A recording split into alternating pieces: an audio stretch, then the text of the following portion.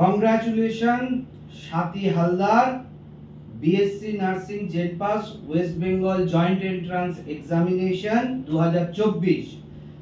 সফলতা, শুধু সফলতা নয়, সরকারি কলেজ এবং সরকারি কলেজ তাও আবার ডায়মন্ড হারবার মেডিকেল কলেজে।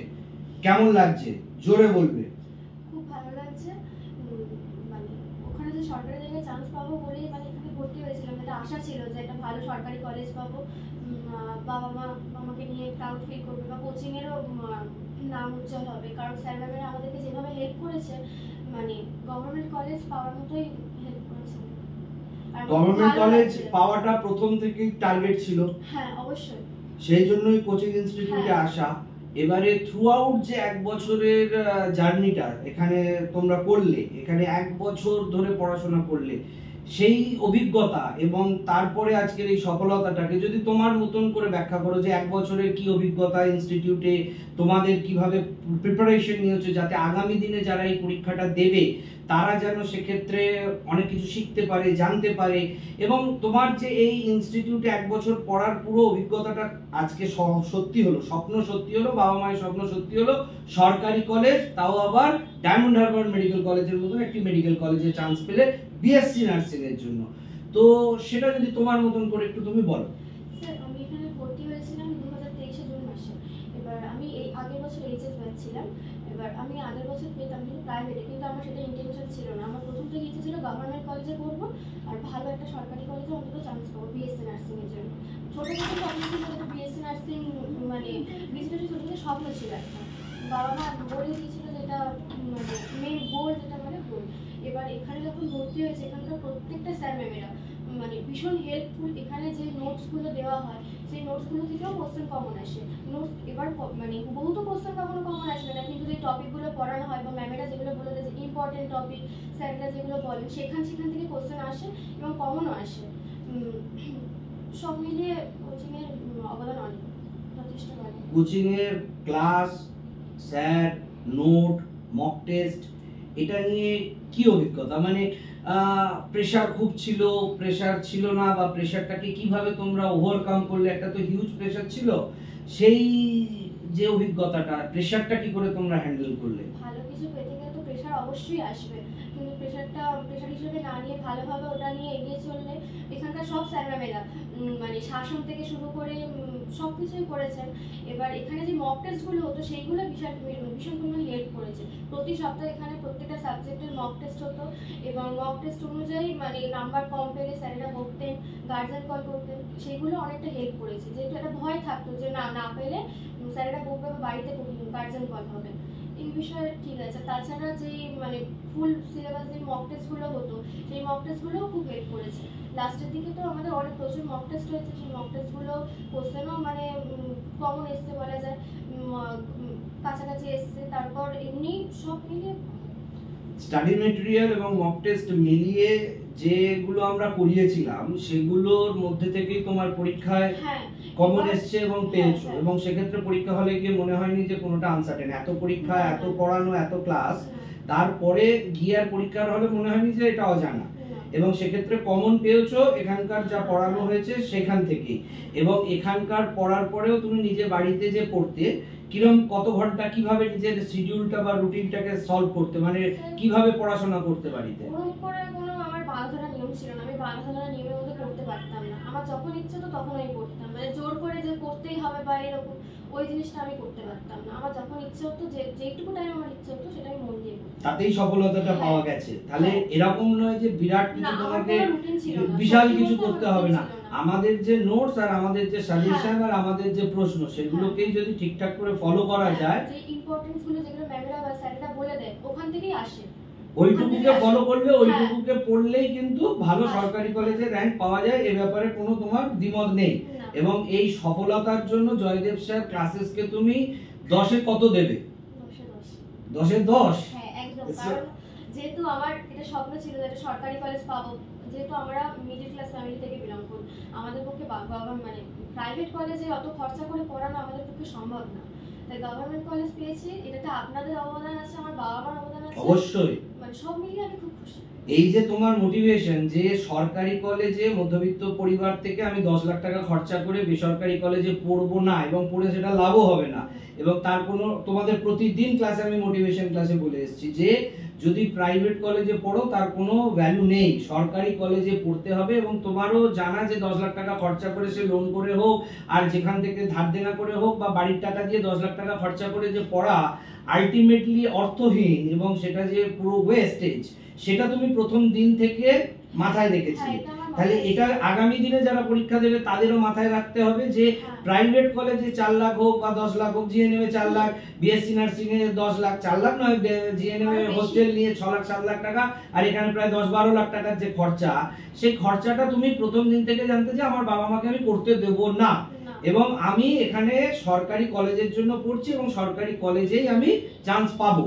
এইটা তোমার মধ্যে ডিটারমিনেশন ছিল, এবং সেই ডিটারমিনেশনটাকে সত্যি করার জন্য আমাদের দিক থেকে কোনো ফাঁকি ছিল না, একদমই না, বরং আরো বেশি আপনারা প্রেশার দিয়েছেন বলেই আমরা পেরেছি। আপনারা ভয় দেখাতেন, গার্জেন কল করতেন বা ক্লাসের বাইরেও মানে পড়া না পেলে দাঁড় করে দিতেন, ওগুলো যেমন আমরা খারাপ লাগতো, কিন্তু ওটা আমাদের এই মানে সরকারি কলেজ পাওয়ার জন্য ওগুলো আমাদের মানে করেছিলেন, মানে কান ধরে দাঁড় করিয়ে দেওয়া, বকা, গার্জেন কল করা, ক্লাসের বাইরে নীল ডাউন করা, সবই করিয়েছি। তখন করছিলে যখন, তখন মনে হচ্ছিল স্যার খুব জল্লাদ, স্যারকে তখন মনে হচ্ছিল যে স্যার মানে অমানবিক, কিন্তু আলটিমেটলি ওই জিনিসের প্রেশারটা ছিল বলে আজকের দিনে দাঁড়িয়ে, কারণ আজকের দিনে এগুলো করলে লোকে কত কিছু করে মিডিয়ায় যে স্যার এত শাস্তি দেয়, কিন্তু এই শাস্তির ভয়টা ছিল বলেই যে আজকে রেজাল্টটা আসছে। এই ব্যাপারে কি তোমার কোনো দ্বিমত আছে? না না, আমরা শাস্তি দিয়েছেন সেই ভয়টা ছিল বলেই আমরা আজকে মানে এই সরকারি কলেজটা একটা পেয়েছি, পাওয়ার মতো একটা র্যাঙ্ক করেছি। মানে শাস্তি দেওয়াটা তাহলে আশীর্বাদ হয়েছে তো? হ্যাঁ, একদম। তোমাদের ক্ষেত্রে কোনো ক্ষতি করেনি তো? না, একদম। এবং আজকে এই যে স্বপ্নটা সত্যি হয়েছে, এরপরে বাবা মার কি রকম ফিলিংস, বাবা মা, আত্মীয় স্বজন, বন্ধু বান্ধব, পুরো সেই সোসাইটিতে তোমার কি রকম লাগছে? আমি যখন কালকে মানে রেজাল্টটা জানছি ফার্স্ট হ্যাঁ, এটা আমার মা তো সকাল থেকে বলে যাচ্ছে, একটা মেসেজ এলেই আমার মা বলছে দেখ কি মেসেজ এলো। আমার থেকে আমার বাবা মানে বাবার থেকে আমার মা বেশি এক্সাইট ছিল যে কি আসবে। আমার মা ছোট থেকে স্বপ্ন যে আমার মেয়ে নার্স হবে। এবার যেহেতু যখন মেসেজটা এসে তখন মাকে তখন বলছে মা আমার সরকারি কলেজ হয়ে গেছে, তখন মা জাস্ট উঠে বলছে কোন কলেজ হলো, দেখে শুনেছে ডাক, উঠে হাত তালি দিচ্ছে রীতিমতো, মানে ওই যে খুশির মুখটা ওটা থেকে লাখ টাকা কোটি টাকাতেও পাওয়া যাবে না, লাখ টাকা কোটি টাকাতেও মায়ের ওই আনন্দ, ওই হাততালি, ওই উচ্ছ্বাস, ওই মুহূর্তটাকে তুমি কোটি টাকা দিয়েও কিনতে পারবে না। তুমি ওই মুহূর্তটাকে জীবনে কিনতে পারবে না, স্মরণীয় মুহূর্ত, মানে বাঁধিয়ে রাখার মতন মুহূর্ত। আর ওই মুহূর্তটা তোমার জীবনের এই সফলতাটাকে মানে আরো সার্থক করছে। সত্যি ওই মানে ওই যে মোমেন্টটা ওর থেকে বড় আমার জাস্ট গায়ে কাঁটা দিচ্ছে। হ্যাঁ সত্যি, কালকে যখন মাকে যখন আমি বলেছি, মার যে এক্সাইটমেন্টটা মানে ওটা আমার কাছে মানে এটা কি বলবো, মানে এই যে খাটাখাটি বলুন এ বলুন সব মানে সার্থক হলো আমার।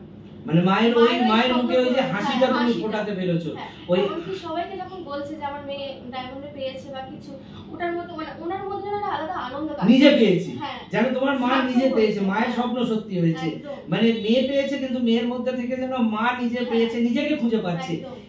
এইটা যে তুমি তোমার মাকে আজকে দিতে পেরেছো, এর থেকে এই যে সারা বছরের পরিশ্রমটা করেছো, খাটাখাটনিটা করেছো, ফাঁকি মারোনি, এইটার আজকে যে পুরস্কার মায়ের ভেতর থেকে তুমি পেলে, এবং তোমার মায়ের যে এই অভিব্যক্তি, তোমার মায়ের যে এই সফলতার যে একটা সুন্দর মুহূর্ত, এটা জীবনে তুমি কোনোদিন আর কোথাও পাবে না।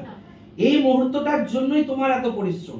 আর বাবাও ভীষণ খুশি, মানে বাবা আমার প্রথম দিকে স্বপ্ন ছিল, এটা দুজনেরই স্বপ্ন। বাবা যখন আমি ক্লাস 9 হতাম তখনই বাবা আমাকে বলেছিল এই লাইনটা খুব ভালো, এইদিকে যেতে পারো। এবার ওই হিসেবে মাথায় স্ট্রাইক ছিল যে আমি বিএসসি নার্সিং নিয়ে পড়বো, এই হিসেবে ছিল। বাবাও ভীষণ খুশি হয়েছে, এমনকি আমার ফ্যামিলিতে আমার কাকু কাকিমা পিসি সবাই খুব খুশি হয়েছে। আমার বন্ধু বান্ধবরাও ভীষণ খুশি হয়েছে। সবাই তো পাশে ছিল না আমার এতে, কিন্তু যারা আমার মানে কোচিং বাদে আমার পুরনো যারা বন্ধু, তারা দুজন আমি মানে বলতে চাই তারা দুজন আমার পাশে থেকেছে বলে আমি আগে মানে সব মিলিয়ে আমার সবাই পাশে ছিল। সবাই credit goes to everyone, credit goes to everyone. আজকের এই সফলতার পরে জয়দেব স্যার ক্লাসের সম্পর্কে এবার তুমি তোমার 2-4 কথা বলো, যে আগামী দিনে স্টুডেন্টরা কেন জয়দেব স্যার ক্লাসে আসবে এবং তারা কেন জয়দেব স্যার ক্লাসে পড়বে এবং পড়লে কি লাভ হবে, বা জয়দেব স্যার ক্লাসে পড়ার যে তোমার আজকে সফলতার যে কারণ, চাবিকাঠি, সেই নিয়ে তুমি জয়দেব স্যার ক্লাসের সম্পর্কে কয়েকটি কথা বলো।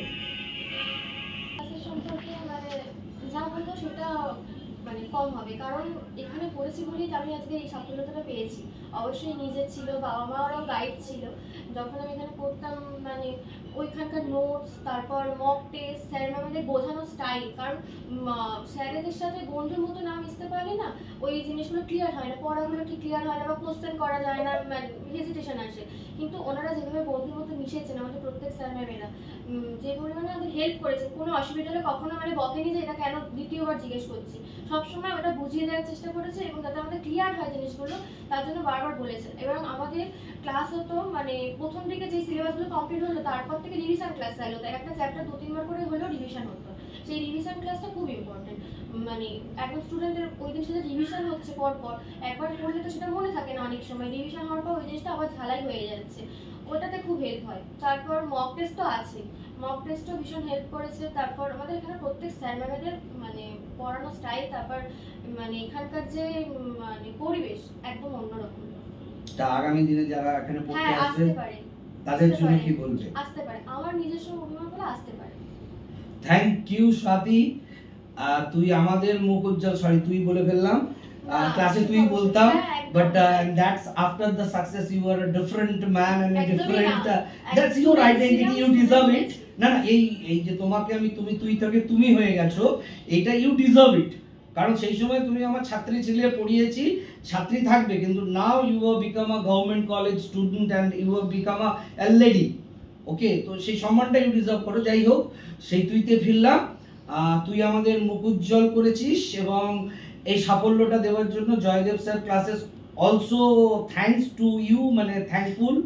অ্যান্ড তোর বাবা মায়ের ইন্টারভিউ আমরাও নেবো এবং তাদের মুখ থেকেও জানবো। তোকে আগামী দিনে তোর সফলতার পথে এগিয়ে যাওয়ার জন্য অনেক অনেক শুভেচ্ছা রইল এবং আমি আশা করি যে তোর এই পুরো ভিডিওটা যখন লাখ লাখ মানুষ শুনবে তারা অনেক কিছু জানতে পারবে এবং তোর মতন করে তারা তাদের জীবনটাকেও গড়তে পারবে। এর জন্য তোকে জয়দেব স্যার ক্লাসেসের তরফ থেকে, আমার তরফ থেকে অনেক অনেক আশীর্বাদ রইল এবং আগামী জীবনের জন্য অনেকটা শুভেচ্ছা রইল, যেন তোর সফলতা এর থেকে আরো 10 গুণ বেড়ে যায় এবং তোর এই যাত্রাপথে বিএসসির পর এমএসসিও যদি করিস আমাদের সঙ্গে যোগাযোগ রাখবি, তোর সেই স্বপ্ন পূরণ হবে। ঠিক আছে? Thank you very much.